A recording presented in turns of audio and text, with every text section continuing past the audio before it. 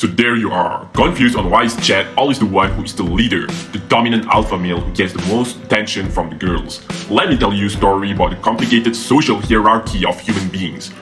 You see, we are social creatures constantly sizing each other up and making judgments based on factors like physical prowess, position, money, status, knowledge, experience, popularity, and even mate selection. It's not something we necessarily like to admit, but it's part of our survival and prosperity. But here's the thing, we don't like to talk about it. We are uncomfortable pointing out someone's superior rank in a social setting, even though we can clearly see it.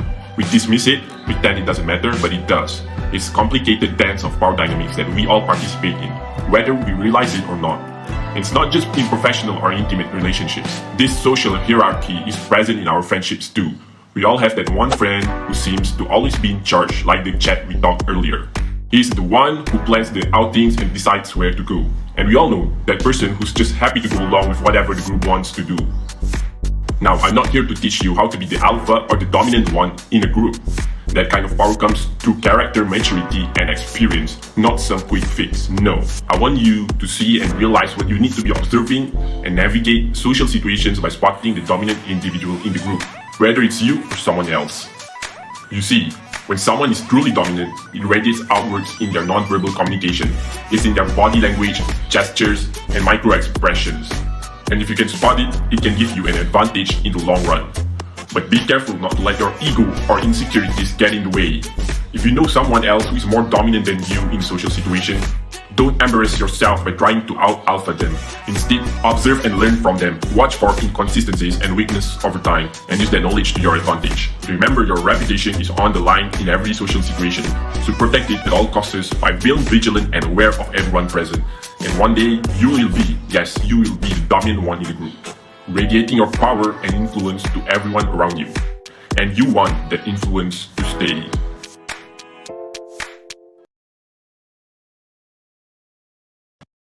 The first sign a man is dominant is he is always needed by others. Okay, so imagine you have a really cool toy that everyone wants to play with. Even if some people don't like you or don't agree with everything you do, they still want to play with your toy because it's so much fun. The same thing can happen with grown-ups and their jobs or skills. If you have something that a lot of people want or need, they will still come to you for help, even if they don't like everything about you. So it's important to find something that you really love to do and are good at, but that other people also think it's important and want to pay you for. That way you'll always be in demand and people will keep coming to you for help, even if they don't always agree with you. This is the best way for a person to become more dominant. A second sign of dominance is that they have a unique presence that sets them apart from the rest. They have a strong yet relaxed nature and demeanor. They move in slow, deliberate movements and sway when they walk. Their eyelids are relaxed or half closed, and they lean back when they sit. They exude an aura of control and confidence that commands respect from others. Dominance isn't about being aggressive or forceful. It's about exuding a feeling of control, confidence, and authority over your circumstances. When you feel like you're in charge, you are naturally more relaxed and carefree. You move with purpose and intention, and your body language exudes power. Third, one key trait of dominant individuals is their ability to make eye contact with anyone they please for as long as they please. They never put their heads down or look away for long periods.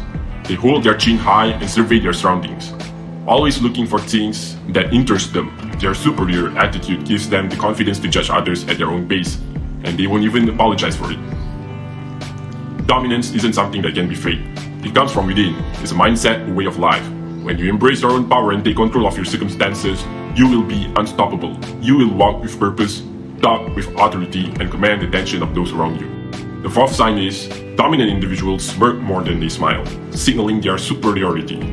They are hard to please and even harder to disturb, rarely showing emotion. But they are not emotionless, they have self-awareness and use their emotions to their advantage. Dominance allows you to stay in control and bounce back from failure. The fifth sign is, dominant people have a tendency to touch others without hesitation. It's a subtle but powerful way to gain control and influence over others. It's like being a puppeteer with the person being touched as a puppet. A pat on the back, a slap on the shoulder, or a hold around the waist are all signs of dominance. When the dominant person wraps their hand around someone and walks in a certain direction, the person being held will often follow involuntarily. It's like they're being controlled by the dominant individual's touch. The invasion of physical space can make some people feel uncomfortable, but most won't do anything about it because they lack courage to stand up to the dominant person. The sixth sign dominant individuals are reflected is in the way they take up space. They stand and sit in a way that allows them to oversee everyone from a clear vantage point. They lean back and push their chairs slightly away from the table, or sit at the far end of the edge of the table to create distance from others. This is also why high-level executives have large, white desks and are located at the far end of the corner of the room. By taking up more space and leaving more distance between themselves and others, they establish their dominance and maintain a sense of security. They can see everything that's happening in the room or coming in and out of the room from a secure vantage point. 7. When dominant individuals speak, the world around them stops. People turn their heads, eyes lock onto them, and silence falls. It's not just respect they command, it's fear. Fear of being judged, criticized, or called out for not paying attention. This level of competence and confidence can be intimidating to some, causing them to give complete attention even if they don't care about the topic. This is the power of the dominant individual, the ability to captivate and control a room with just their presence and words. For example, when I speak, you listen. And when I say to subscribe to this channel, you will subscribe. Do it or leave now. 8.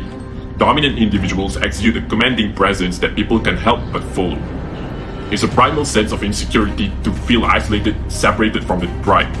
But dominant people don't need to worry about that. They have the confidence and competence to lead, and others trust and value their leadership without question.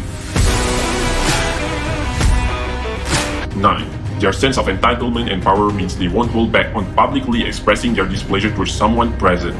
They are confident in their ability to control the narrative, so they don't fear saying explicit criticisms or insults towards those they dislike. They know most people will agree, or feel pressured to agree, even if they don't truly believe it. It's the influence of authority when it's both respected and feared. 10. Dominant people possess a certain air of confidence that's evident in the way they speak. They never feel the need to justify or over-explain themselves as they know their statements carry weight. They communicate with a deeper voice that commands attention and respect. Kids who just love the movie, and then you freeze frame with them. Unlike the high-pitched voice that can signal insecurity or anxiety, dominant people never have to strain themselves to be heard, for they know people will naturally listen to them. They understand that overly justifying their statements can make them appear unconfident or dishonest. So they only say what is necessary to get their point across, leaving no room for doubt or debate. 11. When they are uninterested in someone, they don't try to hide it. Unlike the rest of us who sympathize with other people we are not interested in, dominant people don't waste their time or energy trying to entertain or maintain attention towards them. They direct their focus elsewhere without any sense of remorse, and make it explicitly clear that they are not interested. They don't care about hurting people's feelings or discrediting their efforts. They prioritize their own time and energy and won't waste it on someone who doesn't pique their interest. 12. Those with dominance inspire around them competition amongst their peers to earn their favor. This is particularly evident in corporate environments where employees pander to the boss, vying for attention and approval to climb the ladder and achieve a higher status or better benefits. Appeasing these dominant individuals become a necessity when you realize that their acceptance offers a chance of entering their inner circle or gaining their trust. Leading to rewards and recognition is a survival tactic to exploit opportunities for prosperity. When these dominant individuals require help, you'll quickly notice their peers subtly competing to be the first to lend a hand and gain favor. 14. Dominant individuals rarely doubt their choices and possess a subtle persuasiveness that can lead others to adopt their ideas and fears. They have a unique talent for simplifying complex and nerve-wracking situations, making them sound effortless and peaceful. Unlike most of us who struggle with emotional uncertainty when making decisions, either because we want to maximize benefits, dominant people prioritize the decision that makes the most sense and yields the highest rewards. They exploit our emotional fickleness by intensifying the risks and downplaying the rewards for our choices, making it easy for them to persuade us to concede to their demands. And those are the 14 signs of socially dominant person. In a way, you can fake this to appear more dominant, but it's only a short while. Being dominant won't take you one YouTube video to be dominant. It comes from years of experience, knowledge, and maturity. A good way to start being dominant is to be more confident. I made a free confidence cheat sheet that can be accessed from the description below. Also, if you want to be more charismatic, watch this video, but until then, subscribe and be a fucking rock.